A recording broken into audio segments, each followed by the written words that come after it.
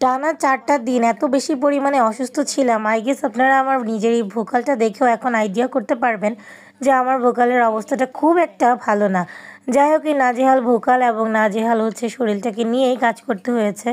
অনেকগুলো কাজ পেন্ডিং ছিল। এক কথায় আমার যেহেতু সেমিস্টার চলছে, সো সেমিস্টারের পড়াশোনার পাশাপাশি আরও কিছু টুকটাক পার্ট টাইম ওয়ার্ক ছিল, সেগুলো সবই কমপ্লিট করতে হয়। কারণ আমি যেহেতু একটু টিচার মানুষ, সো টুকটাক আমার কাছে অনেক লায়াবিলিটি আছে, আমার অনেক স্টুডেন্ট আছে, তাদেরকে একটু সময় তো আমাকে দিতেই হবে, তাই না?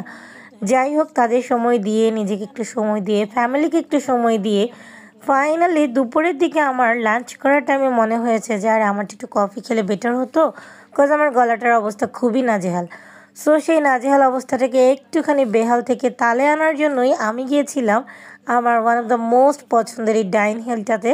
অ্যান্ড এই ডাইন হিল রেস্টুরেন্টটা আপনাদেরকে এর আগেও আমি একবার ভিউ দেখিয়েছিলাম এবং এটার ভিডিও করেছিলাম। আর পুরো পয়সা উসুল একটা কফি খেতে চাইলে মিরপুর 14তে অবশ্যই আপনাকে এই ডাইন হিলে আসতেই হবে। ইয়েস, আসতেই হবে। সো যাই হোক, আমি কিন্তু এই ভিডিওর চক্করে একটা মিস্টেক করে ফেলেছি, জানেন তো? সেটা হচ্ছে আমি এত বেশি চিনি প্রেফার করি না কফিতে, বাট আজকে আমি ঠিকই 2 চামচ চিনি দিয়ে ফেলেছি এবং খাওয়ার পরে মনে হচ্ছিল এতটা মিষ্টি কেন।